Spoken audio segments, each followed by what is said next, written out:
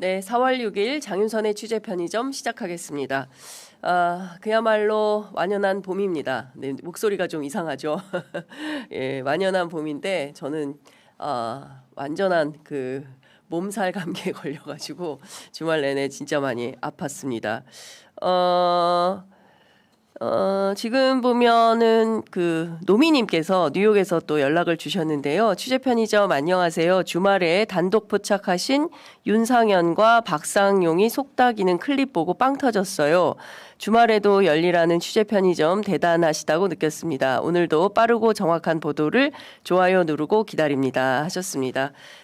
너무 감사드립니다. 뉴욕에서 이렇게 연락 주셔서 너무 감사드리고요. 저희가 첫 번째 준비한 소식 우선 영상으로 만나보시겠습니다.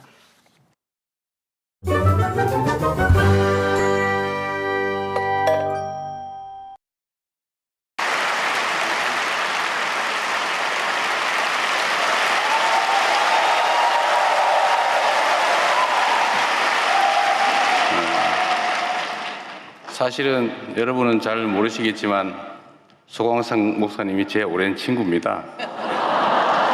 약간의 사심이 들어있는 것 같긴 한데 감사드립니다. 그리고 오늘 여러분과 함께 부활절 연합 예배를 참석하게 돼서 저에게도 또 우리 대한민국에도 큰 은혜가 될 것입니다. 최근에는 중동 전쟁으로 인해 전 세계 경제가 심각하게 출렁이고 있습니다. 회복 국면에 있던 우리 경제도 그 영향을 직접적으로 받고 있고 어려운 여건에 놓인 우리 이웃들은 더 힘겨운 시간을 보내고 있습니다. 무엇보다 중동 전쟁으로 인한 국가적 위기를 극복하기 위해 온 힘을 다할 것입니다.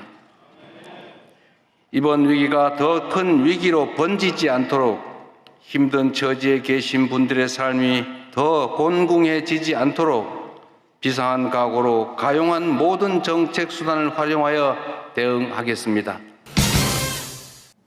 네, 이재명 대통령과 김혜경 여사는 어제 오후 여의도 순복음교회에서 열린 2016 한국교회 부활절 연합 예배에 참석했습니다. 부활의 의미를 되새기며 함께 예배를 드린 건데요. 부활절 연합 예배는 총 73개 교단 그리고 모두 7,000명에 참석한 매우 큰 행사였습니다. 저는 사실 여의도 순복음교회에서 이재명 대통령을 향해서 저렇게 큰 박수와 환호가 터질 거라고는 사실 생각을 못했는데요. 어제 연합 예배여서 그런지 굉장히 커다란 환호가 터진 것 같습니다. 이재명 대통령 어제 예배 축사를 통해서 세계를 지탱해오던 평화와 번영의 질서가 약화되고 연대와 화합이 아닌 갈등과 다툼이 심화되고 있다면서 이럴 때일수록 부활의 의미와 함께 오늘의 주제인 평화, 사랑의 의미를 다시 깊이 되새겨야 할 것이라고 밝혔습니다. 뿐만 아니라 중동 전쟁으로 인한 국가적 위기를 극복하기 위해서 온 힘을 다할 것이다라고 밝히면서 이번 위기가 더 큰 위기로 번지지 않도록 또 힘든 처지에 계신 분들의 삶이 더 곤궁해지지 않도록 비상한 각오로 가용한 모든 정책 수단을 활용해서 대응하겠다라고 밝혔습니다. 뿐만 아니라 이재명 대통령은 어제 SNS 메시지를 통해서 이번 전쟁 추경과 관련해 잘못된 내용을 보도한 언론 기사를 직접 인용해서 입장을 밝혔는데요. 여론이 잘못 전파될 것을 직접 차단하고 나섰다 이렇게 볼 수 있을 것 같습니다. 어떤 내용이냐면 뉴시스가 국회 예산정책처의 2016 추가 경정 예산 분석 보고서를 인용해서 보도한 내용인데요. 이 보도에 따르면 이런 겁니다. 정부가 이번 추경 예산으로 지방의 고유가 피해 지원금을 각각 전달하게 되는데 국고 보조율에 따라서 서울은 70% 그리고 나머지 지역은 80%가량을 적용을 해서 정부 지원금 이외에 지방정부에 부과되는 부담이 별도로 있다. 그러니까 전체 총량이 100이라면 그중에 서울은 70% 그리고 나머지 지방은 80%, 20%는 또는 30%는 각각 지방자치단체가 부담해야 되는 비율이다. 따라서 이 비율이 오히려 더 커지게 되었다. 이제 이런 겁니다. 작년에도 민생회복지원금이 이제 그 지방 그 주민들한테 전달이 되면서 그 부담이 이제 전가가 됐는데 작년에 이어서 이번에도 또 똑같이 부담이 되기 때문에 이것은 이제 점점 부담이 커진다. 뭐 이런 요지의 기사였습니다. 전체 총 사업비가 6조 1,400억 원 가운데 국비가 4조 8,199억 원이고 지방비가 1조 3,201억 원인데 국고부조율로 나누면 총 사업비의 20에서 30%는 자치단체 부담으로 처리해야 된다는 겁니다. 실제로 그런 면이 있죠. 그런데 이것은 일정 정도 계산차고 이재명 대통령은 이제 산수에 빗대서 설명을 했는데 관련해서 이런 설명을 했습니다. 즉시 기사를 X에 인용하면서 이번 추경에서 지방정부 재정 여력 보강을 위해서 지방정부에 주는 돈, 그 지방교부세라 호칭 이렇게 가로 닫고 설명을 하면서 실제로 중앙정부가 지방정부에 주는 돈은 9조 7천억 원이고 지원금 사업에 드는 지방정부 부담금은 1조 3천억 원이다. 지방정부 재정 여력은 8조 4천억 원 정도 늘어나는 건데 결론적으로 지방 재정 부담이 늘어나는 건가요? 줄어드는 건가요? 이것은 명백히 초보 산수에 해당한다라고 비판을 한 겁니다. 이게 보면은 전체 9조 7천억 가운데 1조 3천억 지방정부 부담이고 나머지 8조 4천억 계산을 해보면 9조 7천억에서 1조 3천억을 빼면 나머지 돈은 어떻게 되는 겁니까? 당연히 지방정부에게 늘어나는 건데 다만 이런 이런 설명은 합니다. 확대된 재정 여력에 대한 지방정부의 자율 결정권, 그러니까 예산이 내려가면 그 예산을 꼭 어디에 이렇게 쓰라라고 항목을 정해주지 않고 그 예산을 지방정부가 알아서 쓰도록 이렇게 하지 않는 일종의 이제 자율 결정권을 침해했다라고 비판하면 그것은 받아들일 수 있겠지만 재정 부담 증가가 된다라는 것은 말이 안 된다라고 꼬집은 건데요. 이재명 대통령 이렇게 덧붙이기도 했습니다. 이 사업은 강제가 아니다. 지방정부가 20에서 30% 부담하는 게 싫다면 하지 않아도 된다. 예, 원하지 않으면 교부하지 않아도 된다. 이런 뜻이죠. 그런데 지역 주민에 대한 지원금 중 중앙정부가 70%에서 80%까지 부담해 실제로 이렇게 부담해주는 이익이 굉장히 크기 때문에 지방정부가 거부할 이유는 없다. 이렇게 밝혔습니다. 언론이 이런 보도를 왜 했을까요? 저는 또 다른 측면에서의 전형적인 갈라치기 보도가 아닌가라는 판단을 하게 됩니다. 중앙정부와 지방정부가 재정 문제로 늘 다툼이 있죠. 그렇지만 사실은 이제 세밀한 항목별로 정해주기 때문에 지방정부 차원에서 뭔가 좀 이렇게 자유롭게 편성을 해서 조금 더 적극적으로 이 분야는 재정을 좀 쓰고 싶은데 그게 안 된다. 왜냐하면 중앙정부가 항목을 규정해서 주었기 때문에 그 용도 이외에 쓰면은 이게 문제가 돼서 그렇게 못 쓰는 문제에 대해서는 문제 지적을 할 수 있지만 그게 아니라면 이걸 문제로 삼을 이유는 없지 않냐라는 비판, 이재명 대통령의 판단과 지적에 저도 동의를 하는데요. 이런 보도가 계속 나오면 결국에는 지방정부에 부담이 돼서 결국엔 이게 우리 세금 부담으로 오게 될 거야 라는 인식이 퍼지지 않겠습니까? 그런 것들을 막기 위한 사전적 조처가 아닌가 싶습니다. 최근 들어서 이러저러한 형태의 정부 비판 보도들이 조금씩 나오고 있는데요. 저는 이런 보도들이 이른바 있잖아요. 가랑비에 속옷 젖는다는 표현처럼 계속 이런 게 쌓이면 어떻게 되겠습니까? 정부에 대한 불신이 생기고 갈등이 유발이 되겠죠. 저는 이거는 아니다라는 생각이 좀 듭니다. 좀 적극적으로 취재해서 구체적으로 문제가 있다면 비판하는 보도를 하는 것은 정확하지만 그게 아닌 경우에 일종의 갈라치기를 위한 보도, 비판 이것은 온당하지 못하다라는 판단이 좀 듭니다.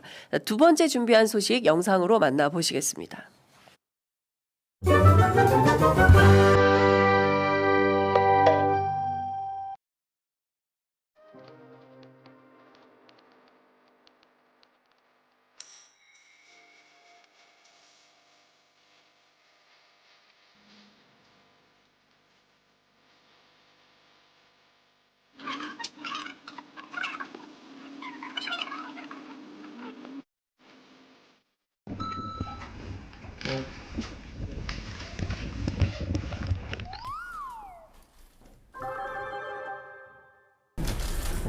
봉지 커피라도 안 줘요?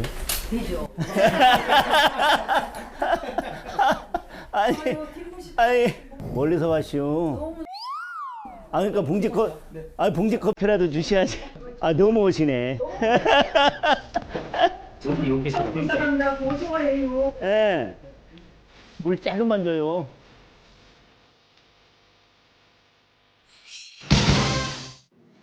네. 재밌게 보셨습니까?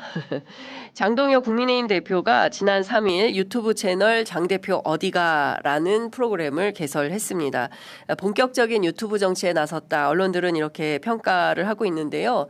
어제로 나흘 차인데 구독자가 8,530명입니다. 제1야당 당대표 치고는 좀 초라한 성적표가 아닌가 싶은 생각이 좀 드는데요.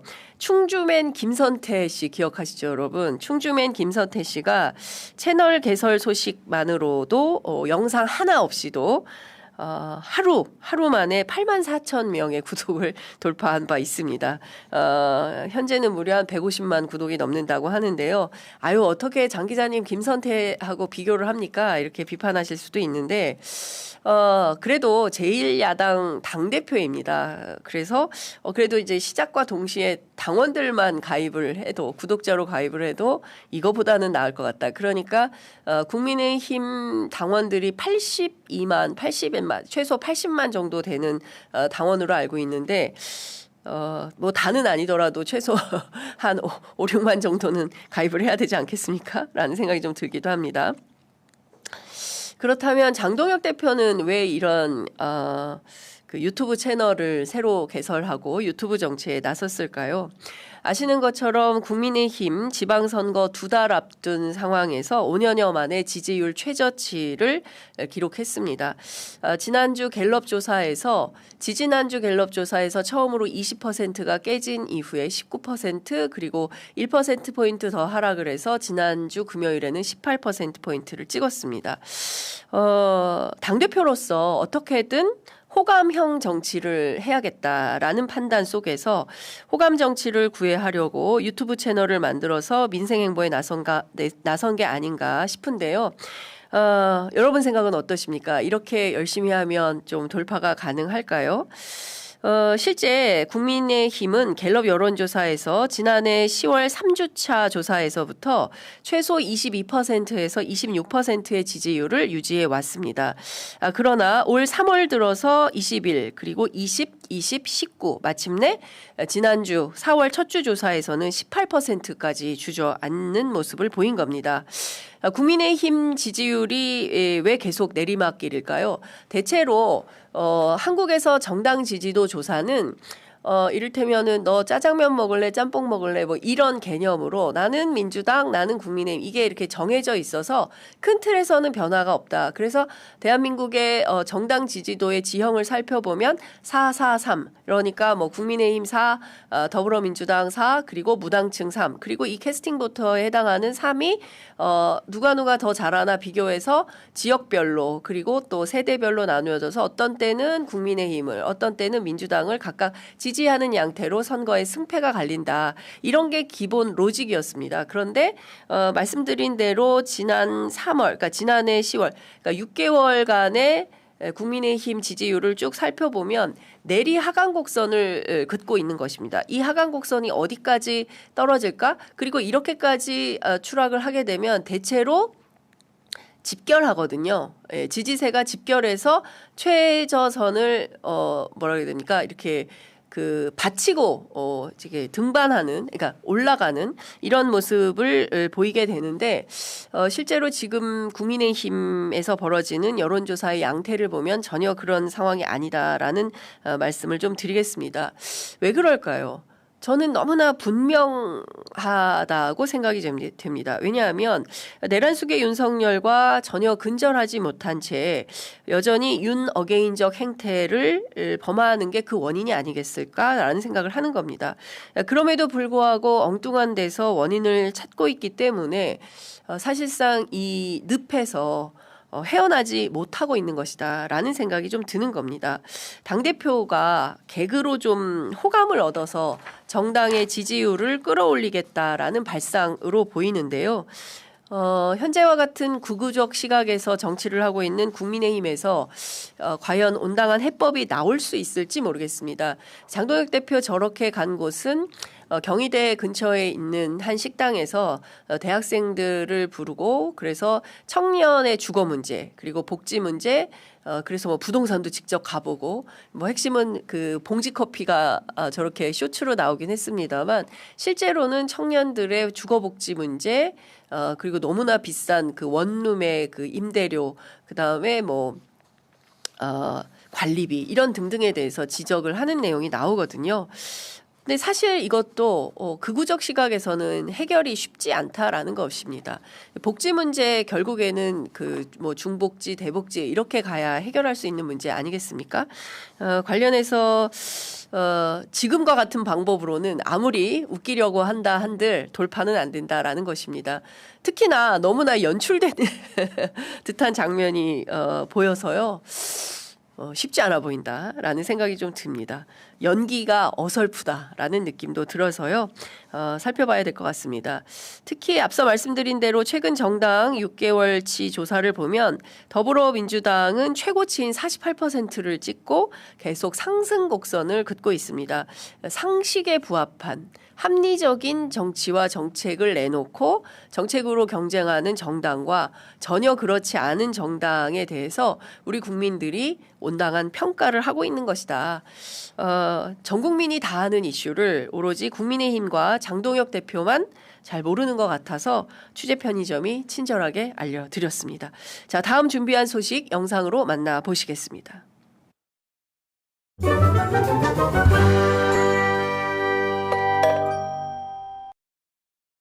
헌법 소호의 관점에서 용납될 수 없는 중대한 법 위반 행위에 해당합니다.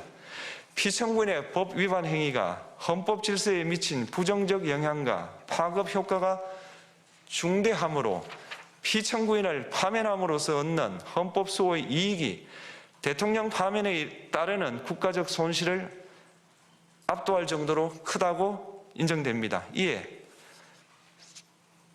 재판관 전원의 일치된 의견으로 주문을 선고합니다. 탄핵 사건이므로 선고 시각을 확인하겠습니다. 지금 시각은 오전 11시 22분입니다. 주문, 피청구인 대통령 윤석열을 파면한다.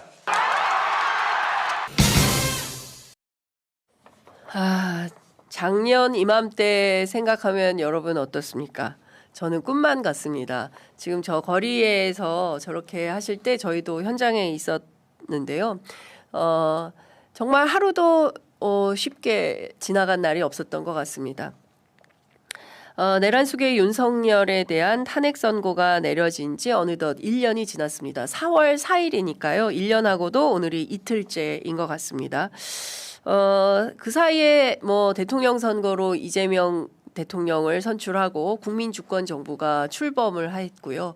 검찰청도 문을 닫았고 중수청과 기소청으로 이제 변화해서 올 10월부터는 다시 출범을 하게 되는 것이고요. 모든 분야가 사법 분야도 마찬가지고요. 여러 가지로 정상화 수순을 밟고 있다라고 해도 과언이 아닌 것 같습니다. 상식과 합리에 따라서 전국 운영이 되고 있기 때문에 이제 그런 판단을 하게 되는 것입니다. 물론 앞서 말씀드린 대로 여전히 윤 어게인 뜻에 따라서 목리를 부리려는 정치 세력이 존재하기는 하지만 그래도 1년 전과 비교해 보면 세상이 많이 달라졌다 해도 과언이 아닙니다. 이 가운데 내란 속의 윤석열 씨가 부활절 메시지를 냈습니다. 변호인단 소속 배의철 변호사가 페이스북에 공개한 내용인데요. 이런 내용입니다. 제가 읽어드리도록 하겠습니다. 다 읽어도 될까요? 여하튼 읽어보도록 하겠습니다. 예수님께서는 하나님의 뜻에 순종해서 고난의 십자가 사역을 완수하시고 부활하셨습니다.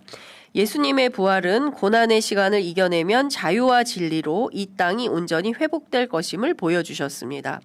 지금의 시기가 힘들고 어렵더라도 고난에 순종하며 구원의 소망을 품고 하나님의 자녀로 거듭나는 부활주일이 되기를 기도합니다. 하나님께로 난 자마다 세상을 이기느니라. 세상을 이긴 승리는 이것이니 우리의 믿음이니라. 뭐 이렇게 요한 1서 5장 4절 뭐 이렇게 글을 올렸는데요.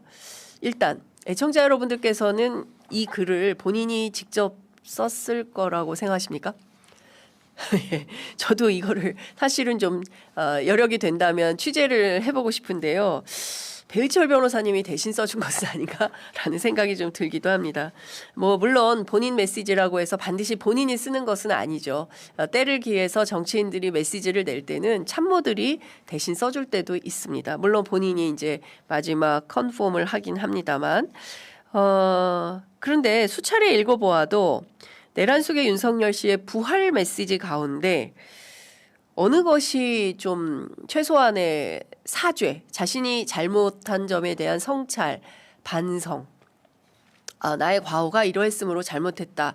이것도 전 국민을 향해서 그런 내용들이 좀 나와줘야 되는데 그런 내용은 없는 걸로 보입니다. 1년이 지났음에도 불구하고 감옥 안에 갇혀 있으면서 여전히 극우를 향한 구애 정도일 뿐 비상계엄과 내란으로 고통받은 전체 국민을 향한 미안함과 사죄는 당초에 찾아볼 수가 없다라는 말씀을 드려야 될 것 같습니다. 당시 전 국민을 도탄에 빠뜨리고 오로지 자신의 권력을 연장하는 데만 골몰했던 권력자의 추악한 민낯이 드러났음에도 불구하고 여전히 윤 어게인을 외치는 사람들이나 그런 사람들한테 기생해서 자기 권력을 유지하려고 발버둥치는 정치 세력이나 납득하기 어려운 것은 마찬가지인 것 같습니다. 다른 거 다 떠나서 지금 이 순간에도 내란 속의 윤석열이 혹여 다시 본인의 주장대로 이 긴 고통을 이겨내고 부활하게 될까봐 우려하는 분들이 반대하는 집회의 목소리를 내고 있습니다. 내란청산 사회대개혁 비상행동 기록기념위원회는 어제도 헌법재판소 인근에서 내란 세력의 엄중처벌 등을 요구하는 집회를 열기도 했는데요. 지금 이 순간 절대로 잊지 말아야 할 점은 작은 구멍이라도 생기면 어떻게든 반동을 일으켜서 민주주의 체제를 전복해보려는 꼼수가 도사리고 있다는 점입니다. 민주주의 체제는 결코 쉬운 체제가 아니라고 생각합니다. 조금만 우리 국민들이, 조금만 우리 시민들이 정치에 관심을 두지 않게 되면 어느새 이런 세력들이 스멀스멀 전복하려고 찾아온다라는 말씀을 드려야 될 것 같습니다. 극우에게 절대로 곁을 내주지 말아야 한다라는 말씀을 드리는 이유가 여기에 있습니다. 왜냐? 우리가 정말 켜켜이 쌓아온 민주주의가 송두리째 빼앗길 수도 있기 때문에 그러합니다. 따라서 항상 긴장을 늦추지 않고 정치의 전 과정을 들여다보고 함께 판단해야 하는 이유가 아닐까 싶습니다. 자, 저희 지금까지 살펴본 내용 종합을 해보면요. 내란 속의 윤석열의 행태에 대해서 지난 1년간 그 어떤 매체보다 가장 가열차게 저희들이 열심히 따라가면서 보도를 하고 있었던 것은 아닌가라는 생각이 좀 듭니다. 아까 보니까 장윤성 기자님 그 감기 걸리셨나요? 예, 소피아님께서 의견 주셨는데요. 예. 감기가 와도 아주 세게 왔습니다. 사실 제가 그 쉬지 못하고 굉장히 오랫동안 일을 해서 그런지 몸살 감기가 제대로 온 것 같습니다. 기자님 봄이라 비염 이렇게 노복나님께서도 알려주셨는데요. 네, 모든 분들 건강 잘 챙기시기 바란다라는 의견도 보내주시고 계십니다. 네, 플로리다의 쨍한 날씨가 불어온 뉴욕 1인입니다라고 하면서 노미님께서 글도 올려주셨습니다. 네, 윤석열은 아무래도 구제불능인 듯합니다. 라는 말씀. 나간다 속 시끄럽다 이런 분도 계시는데요. 예, 나가지 마시고요. 예, 안전한 저희 취재 편의점 터전 안에서 현명한 얘기들 많이 좀 들어보시면 좋을 것 같습니다. 네, 자 네, 감기 얼른 나으세요 해주셨습니다. 감사합니다. 지금 들어온 몇 가지 속보가 있어서 말씀을 좀 드리려고 하는데요. 장동혁 대표가 어제 이진숙 전 방통위원장을 상대로 국회가 더 잘 어울린다. 국회에 와서 싸워달라라고 요청을 한 바 있죠. 그런데 오늘 이진숙 전 방통위원장이 페이스북에 글을 방금 전에 올렸습니다. 기차는 떠났다. 네, 기차는 떠났다라는 입장을 밝혔습니다. 대구에서 서울 300km 이렇게 거리가 먼가? 라고 하면서 당심과 민심을 따르지 않는 당대표는 당대표가 아니다. 라고 직격을 했습니다. 이진숙은 대구 시민의 민심을 따라 시민 경선을 통해 대구를 살리고 대한민국을 살리는 데 앞장서서 이 한 몸 바치겠다. 라고 밝혔습니다. 많은 언론들이 사실상 이것은 무소속 출마 의지를 내비친 것이다. 라고 분석을 하고 있는데요. 실제 2달도 채 남지 않은 가운데 국민의힘 공천 잡음 내홍이 지금까지 계속되고 있어서 앞으로 또 어떤 문제가 있을지 모르겠습니다. 다만 주호영 의원 같은 경우에는 지난주에 가처분 신청이 기각되지 않았습니까? 다시 또 소를 제기한다라는 입장이기 때문에 제가 보기에는 국민의힘 경우에 따라서는 국민의힘 계열만 3파전이 될 수도 있겠다. 국민의힘, 주호영 그리고 이진숙 이 3파전이 되면 사실상 이번 선거는 김부겸 전 총리의 승리가 벌써 점쳐지는 것은 아닌가라는 분석도 해보게 됩니다. 자, 오늘 준비한 뉴스 퀵배송 여기까지 하겠습니다.